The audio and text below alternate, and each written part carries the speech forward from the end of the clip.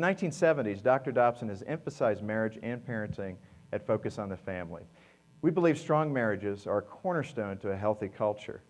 In addition to the books he has written on marriage, Dr. Dobson has sought other professionals to share on the Focus on the Family radio broadcast.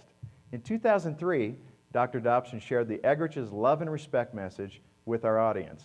The response was phenomenal. It became the #1 broadcast of the year and is now one of our top broadcasts of all time.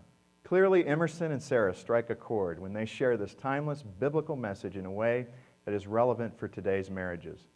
Focus on the Family is committed to helping marriages last and thrive, and we know the message you're about to hear is one that will add years to the life of your marriage, and more importantly, it'll add life to the years of your marriage. I hope you enjoy the conference.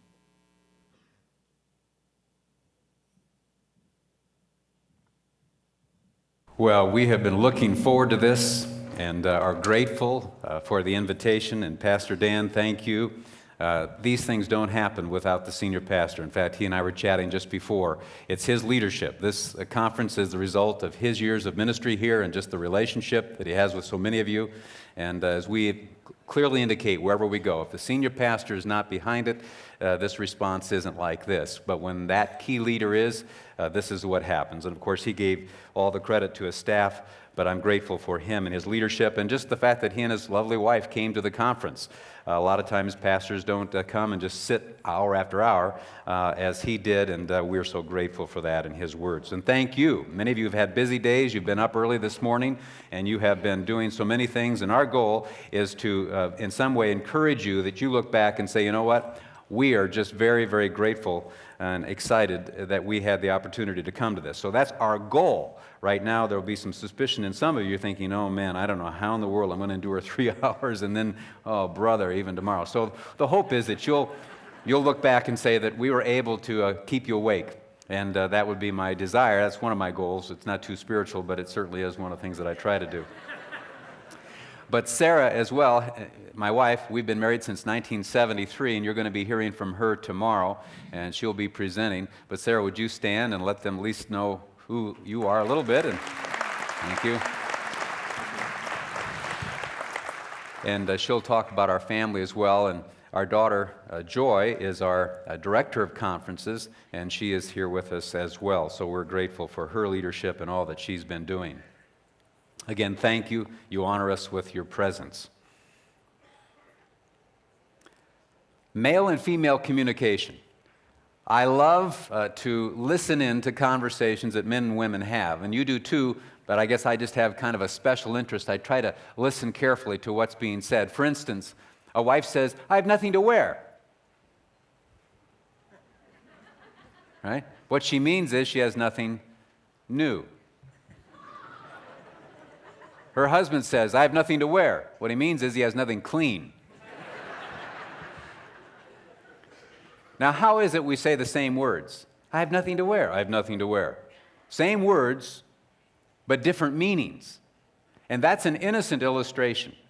That's innocent. There isn't a whole lot of tension that's going to result from that. But suppose she comes home from work and she fixes the evening meal, and after the meal she says to her husband, that's the worst meal I've ever made. He goes, no, it's not, honey.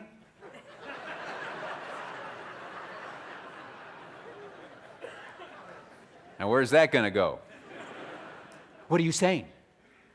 Are you saying I've made thousands of worse meals than that? Okay, mama's boy.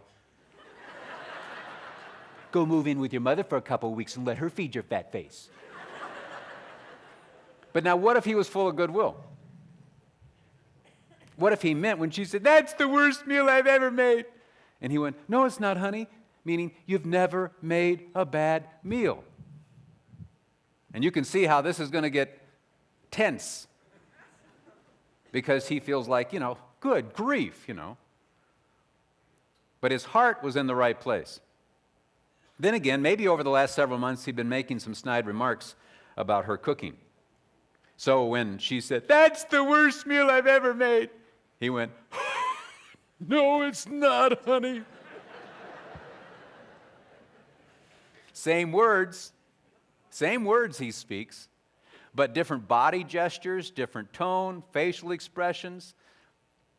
As infants, we interpret our world through the nonverbal. We don't understand the meaning of words, but we listen to our mother's tone of voice. We pay attention to our father's facial expressions. That whole first year, for instance, much of what we learn is through the nonverbal. We make a lot of sense out of the world through the nonverbal. It's been even argued that most of the adult conversation that we have is still based on the nonverbal. You know, I know what you said, but I know what you really meant by what you said because of the way you said it. See, we're interpreting things. I know what you really meant. The question is, why does this kind of thing happen? Well, in part, I believe that God made us this way. I mean, Christ asked a very interesting question in Matthew 19. Have you not read, He who made them from the beginning made them male and female? Have you not read, He who made them from the beginning made them male and female? I liken the fact that God designed women to look at the world through pink sunglasses, and it colors what she sees. In fact, she wears pink hearing aids, and it affects what she hears, and she speaks through a pink megaphone. He, on the other hand, has blue sunglasses, blue hearing aids, and speaks through a blue megaphone. Not wrong, just different. In fact, you know, as you think about it, if she comes into a group of women and, you know, there are 10 women there, and she speaks through her pink megaphone into their pink hearing aids, I have nothing to wear. One of the women will say, oh, sweetie, we don't have anything new either, but we're going to the Gap afterwards. You want to come with us? They all know what she meant by what she just said. If he's in a group of 10 men, and perchance he were to bring this up,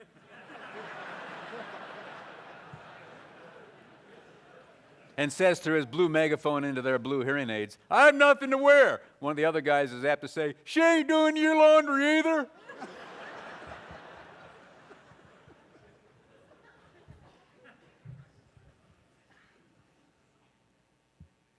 As you think about that, there's this male and female difference that God has designed. Not wrong, just different, and it's part of His creation. And in fact, I found something in the New Testament that really illustrated this pink and blue perspective, a distinction between husband and wife. And it's found in Ephesians 5:33. And this text is very important because Ephesians 5 is considered by most the greatest treatise in the New Testament on marriage. If you ever do a study in the Bible, if you happen to decide you want to look in the Bible for something on marriage, you're going to end up in Ephesians 5. And then what's even more interesting, verse 33 is the summary statement. It is the last word, you might say. You know, if I had a grandfather who was dying, and he was on his deathbed, he was cognizant but ailing physically and not too long for this world, and I'm in the room alone with him, and he says, Emerson, son, come close. I need to say something to you. Son, come close. You know that whatever my grandpa is about to say to me is going to come deep from his soul, and he intends for it to go deep into my soul. It's been said that the last words a person speaks are the most important words they'll ever speak to that person to whom they speak it. Well, it is as though God has spoken His last word to the church on marriage. And it is the most important word most of us have concluded that He's ever spoken. Now, He's not dying, but it's as though He is saying, come close, church. Listen to me. Listen to me. Listen to me. Well, what does Abba, Father, say in Ephesians 5:33? And Christ Himself said, man shall not live by bread alone, but by every word that proceeds out of the mouth of God. And Paul had just said that which was hidden in ages past has now been revealed to His holy apostles and prophets in the Spirit. And there's this belief that God has spoken and that this is from God. It's more than just a man speaking. And what is it that's being said here in Ephesians 5:33? Husbands must love their wives, and wives must respect their husbands. Now, there's a truth here that's been hidden in plain sight, and it's that second half of the verse. But this verse again, husbands must love their wives, and wives must respect their husbands. And the Lord is saying, listen to me, church. Listen to me. This is my last word. And if you listen to me, now chronologically it's not, but in terms of what we call progressive revelation, it is the most weighty of statements in that topic of marriage. You know, I liken it this way, that a woman needs love like she needs air to breathe. Why does God command the husband to love? Well, by implication, it's because his wife needs his love, that there's something that she needs that, in a sense, that only he can give her at this adult level. And there's something that she needs, and she needs it like she needs air to breathe, and she has this I should say, love tank connected by an air hose. And she needs to breathe in that love like she breathes in air. And she's connected, and daily she needs to breathe it in. So if he comes into the room where she's got the tank and air hose and she's standing, and he's a big elephant, and he's looking for some place to eat his peanuts, and he comes in and inadvertently stands on her air hose while he's chewing his peanuts, she's not going to flatline it on the emotional heart monitor. May I suggest to you that when a woman feels unloved, she tends to negatively react. Get off my air hose, you beast!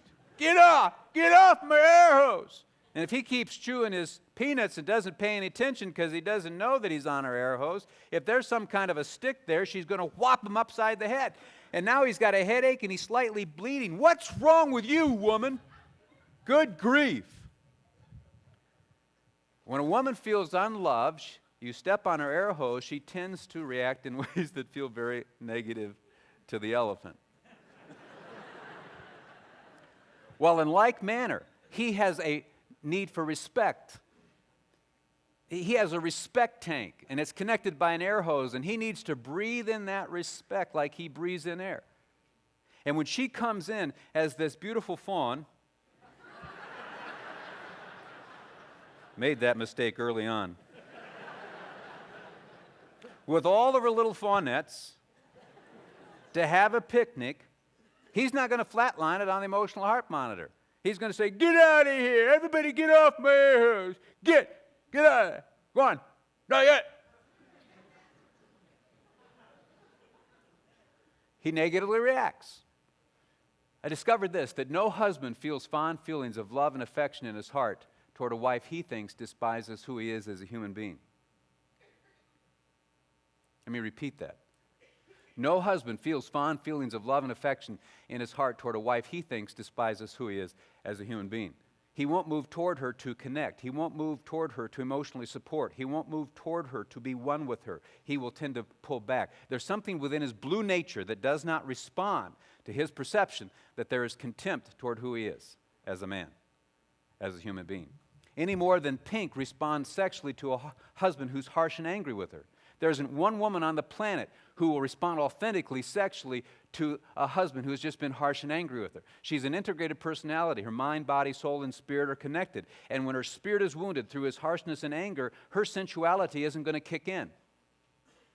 Now, she may go through the motion, but her spirit and mind and heart are a million miles away. She's on some other planet. Not one woman on this earth responds in any kind of excited way to that.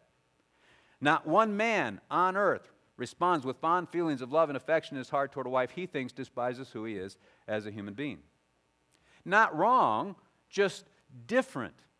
You know, if an art teacher had the class in front of her and she said, now students, I have two paintings here today, a pink painting and a blue painting. And this pink painting, oh, look at the hue. This is the oil paint here, the richness of this, and the pink frame, and oh, pink. Oh, pink. Pink is perfect. Now over here we have blue. Students, I just want you to know blue is wrong. It's just wrong. This color is just wrong. You'd say, what kind of art teacher is that? Blue's not wrong. Blue's just different. Just different. Have you not read, He who made them from the beginning, made them male and female? Let me illustrate, though, how some of this happens, and it's kind of interesting. And you may be single here, you may be a person who's not married, and you just eavesdrop with us and trust us, because as we go through this, you're going to see that these are the things that you will probably encounter. We find this more and more. And also, if you're unchurched, I was unchurched for many years, and we welcome you. Thank you for coming. And we need to apologize to you.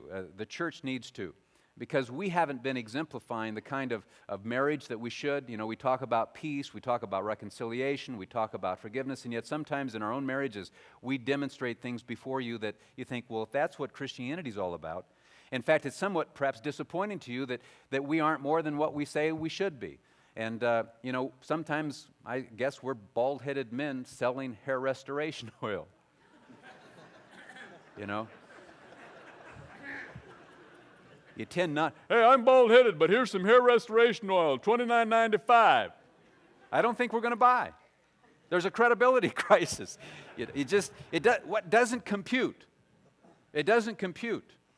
And so too, I'm going to be preaching to the choir in the church. Why? Because the choir's been out of tune.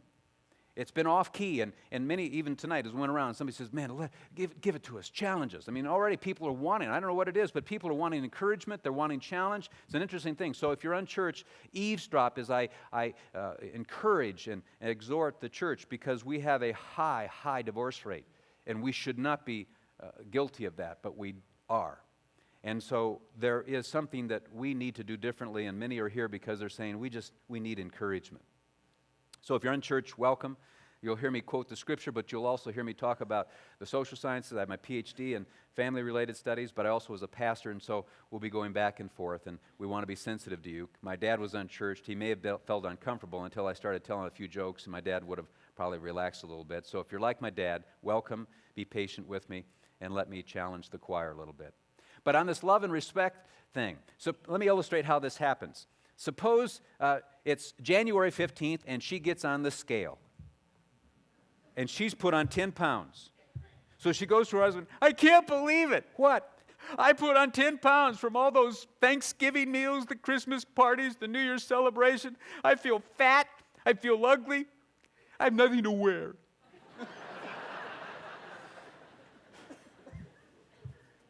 And he was trained in the 90s, and so he listens.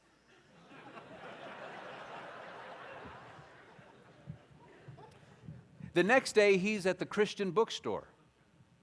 And the lead book, right there, as you come into the store, the lead book that they're promoting, Dieting for the Christian Woman.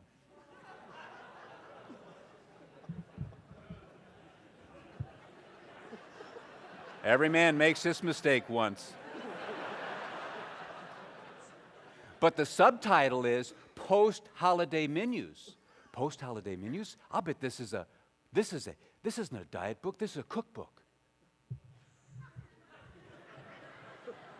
Yeah, it is a cookbook. So he buys it and brings it home. And when he comes in the kitchen, she sees that cookbook. And her pink hearing aids instantaneously go into dissonance. Her pink sunglasses fog over. And as he starts to hand it to her, he thinks he's at Cape Canaveral. She goes ballistic. Lift off. I mean, she goes up and she's just shaking her fingers and saying to him, you men have two brains. One's lost and the other's out looking for it. She calls him a brainless idiot. Why? Because she hears a message that she thinks he's speaking through his blue megaphone into her pink hearing aids. And that message is this: I don't accept you. I don't approve of you. I don't love you unless you look like a Dallas Cowboy cheerleader. Now that's what she hears. Now I'm not saying that's what your son, when he gets married, intends to say to your future precious daughter-in-law. But I'm going to tell you that's what your daughter-in-law is going to hear. I'm not saying that's what your son-in-law is going to say to your sweet daughter, but my prediction is that's what your daughter's going to hear. Have you not read, He who made them from the beginning, made them male and female? Now what's interesting, just by way of insertion, just suppose that she got a diet book for him. And she gives it to him, hands it to him. Hey, thanks. Sits it on the table. What's for dinner?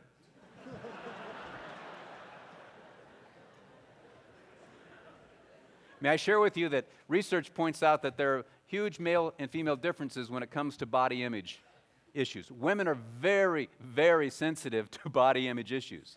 Now, men like to look nice, but we are not nearly as sensitive to this issue as the female is. In fact, a guy can be 40 pounds overweight, huge spread, and he's looking at himself in a floor-length mirror, and what does he see? He sees Atlas.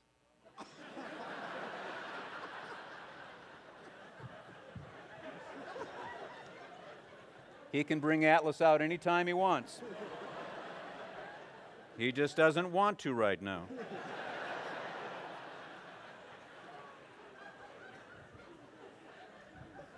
It's true. That's what men see. Men see the muscle underneath there. A woman can be gorgeous, and she still sees all of her flaws.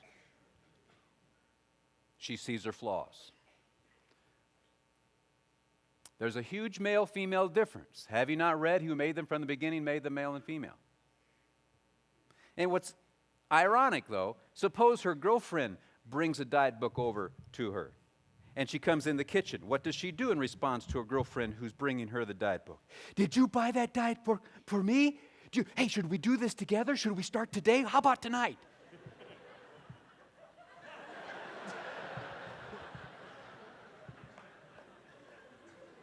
Am I missing something here? Why doesn't she go ballistic? Because when Pink speaks through Pink megaphone into Pink hearing aids, no dissonance. No dissonance. Let's illustrate this on the other side with him, on his need for respect. Suppose she goes to this bookstore several weeks later, and the lead book is The Key to Marital Bliss, Communication. And she grabs that book and she starts reading it. She says, wow, this is good, this is good, this is us. So she buys it and she brings it home. This is the third marriage book she's purchased this year for the two of them to read. This is number 3, the last 12 months. She starts reading it and she reads it cover to cover and she says, wow, he needs to read this. But you know, he's been really busy recently. He doesn't have time to read it from cover to cover. So I'm going to highlight in yellow some of the key things for him.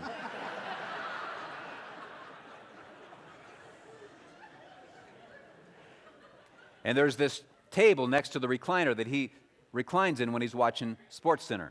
And she sets the book on that table. And he comes home, he starts flipping the channels when suddenly his blue sunglasses sees that book there. And his blue hearing aids suddenly go into dissonance and he white knuckles his recliner. Oh, brother. Oh, the third marriage book. Oh, brother. Look at the yellow. Oh. She bought those 2 other marriage books the last several months, and we read them together. We got in huge fights. If I say anything about our marriage, I get in trouble. If I don't say anything about our marriage, I get in trouble. But if I don't say anything, I get in less trouble. I'm not going to say anything. So he stonewalls.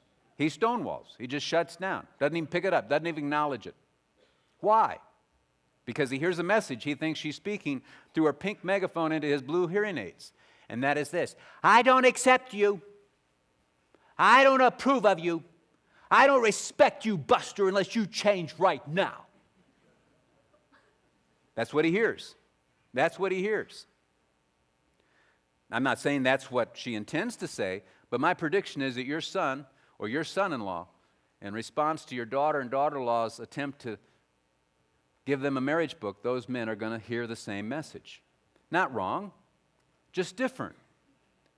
Now, what's interesting is if she saw him come into the kitchen with a marriage book under his arm, what would she do? Is that a marriage book? Did someone give it to you? They didn't? Did you buy it? You bought it? Did you join a small group for us and this is assigned reading? You didn't? You just did because... She is blown away. And she'll be on the phone to her girlfriends. He bought a marriage book. No, I didn't ask him to buy it. No, it's not for some small group assignment. He did just because he wanted to. Yes, for the 2 of us. Why? Because we're becoming one. We're connecting. We're soulmates.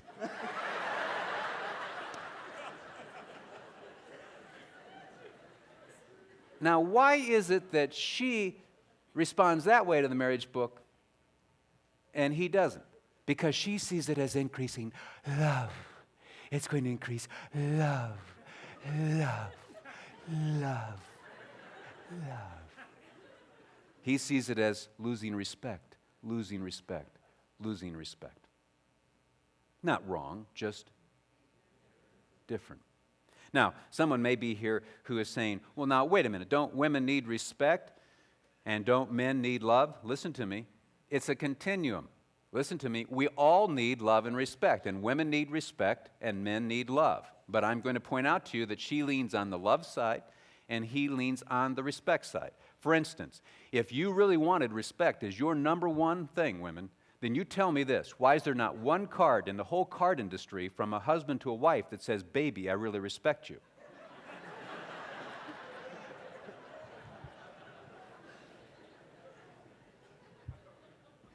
You know, they know Aretha Franklin, R-E-S-P-E-C-T. They know that song. And the card industry has tried that card, and it bombed because you want L-O-V-E at the level of intimacy. And what's interesting is that your son will probably never hear this in a card from his wife.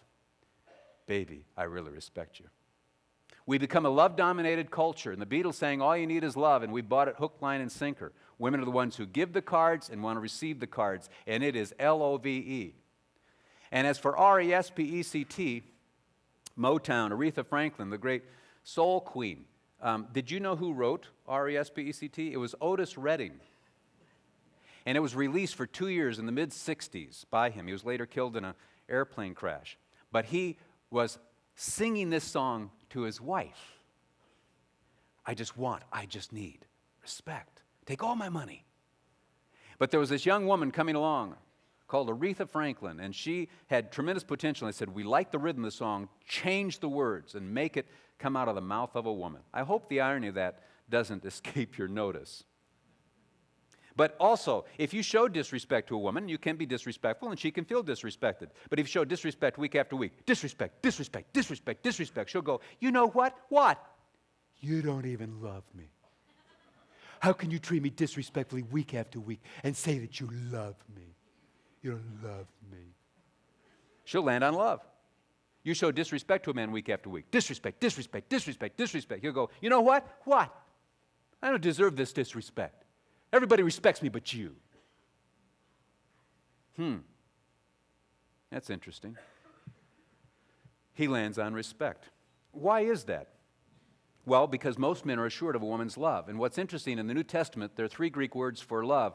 There's agape, which is this unconditional, godlike love. Agape, it's godlike, unconditional. Then there's phileo, which is the word Philadelphia comes from, friendship, brotherly. It has a different nuance, but it's significant nuance. It's a friendship-type love. And then you have eros, the erotic, the sexual. And these are the 3 components of marriage. And eros, the erotic component should not be part of all relationships. It's very restricted. And so there's these dimensions that are very unique and distinct from one another, though they overlap. But what's interesting, only husbands, get this, only husbands are commanded to agape love their wives. Wives, there's no command for a wife to agape love her husband. Now, in Titus 2, the older women are to encourage the younger women to love their husbands and love their children, but that's the Greek word phileo. She is to phileo her husband, not fillet him.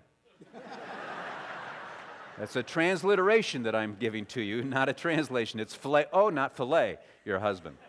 But it's a friendship love. She loves her husband with agape, and she loves her children with agape. So if you ask children, "Does your mommy love you?" "Oh, yeah.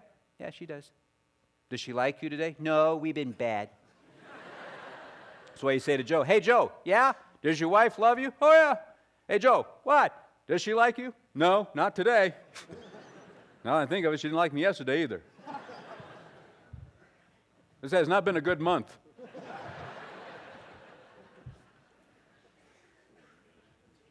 And I thought to myself, "Lord, why did you not command women to wives to agape love their husbands?" And this an audible voice said, "I created her to love. I put it within her nature to nurture. She loves to love because I created her that way. You have to wound her to get her to stop loving. I'm not going to command her to do what I created her to do because I'm not into redundancy." And so it's very telling. It's very telling that there's something within her nature that wants to love. But we're going to point out it's not within her nature to be respectful when she feels unloved. And the command that women are given to respect is not given to the men. It's a different kind of a thing. Why? Because we live by an honor code. Men have within their nature something that's there that we live by the honor code. And we learn it in pre-adolescence and definitely in adolescence that you don't dishonor a man consciously and willfully or you could get yourself killed. We just don't step over the line. It's within our nature not to do that. But here's what's interesting. When we feel disrespected, it's not within our nature to be loving. And so God commands us to love because he knew that when we felt disrespected, it would be our propensity to be unloving. And he commands wives to be respectful because he knew it was within her nature to come across disrespectfully. It was in her nature, that propensity was there to be disrespectful when she felt unloved. Now, our